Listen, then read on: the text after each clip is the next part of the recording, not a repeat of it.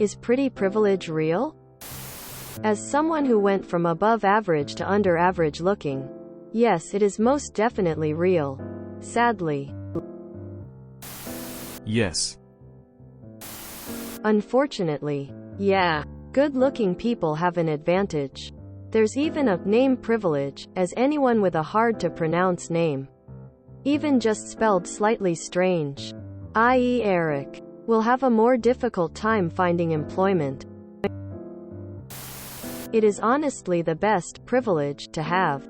You are instantly catapulted into a higher level of trust, social status, perception greatly improved, job prospects higher, leniency provided, and so much more. If you are conventionally attractive, those around you will provide you far more opportunity. Yes. Why do you think people are pretty in movies? Pretty people are easier to relate to.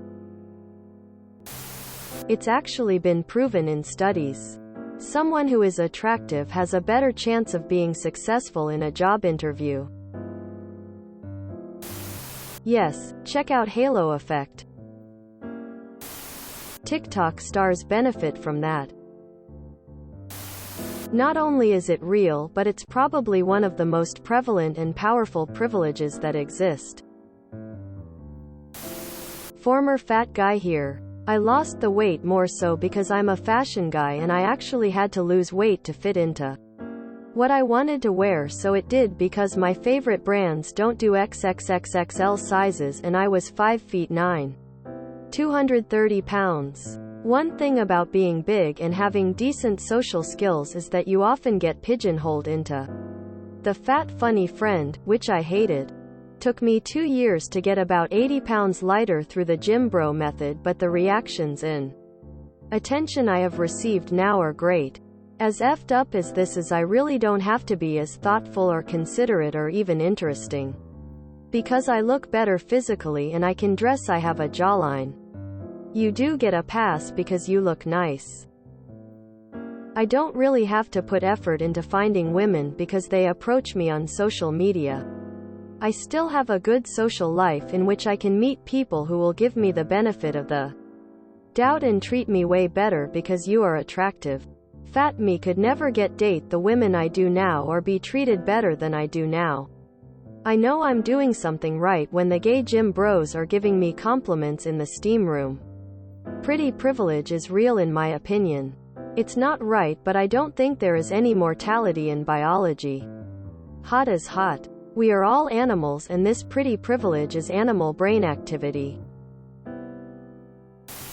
Kill a cockroach, you are a hero. Kill a butterfly, you are a villain.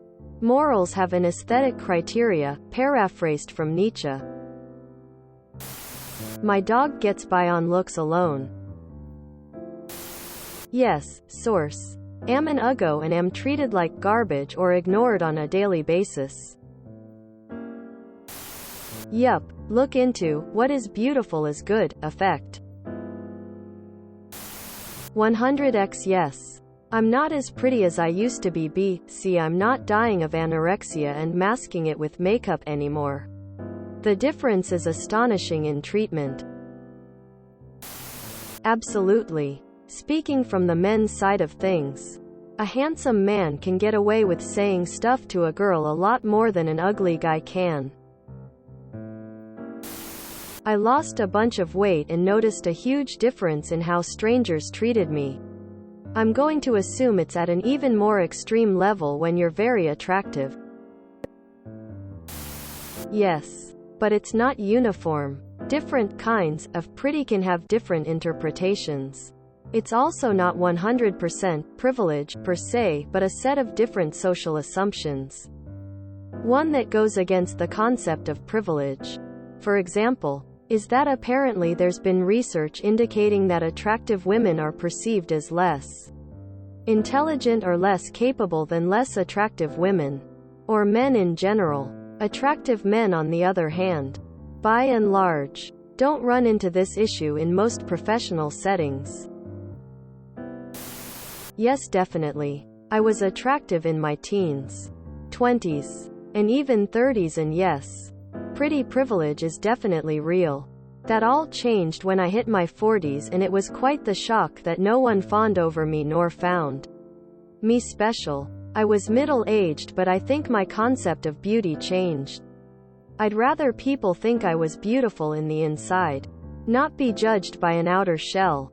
I'm now in my 60s and practically invisible to some, but probably the happiest with who I am.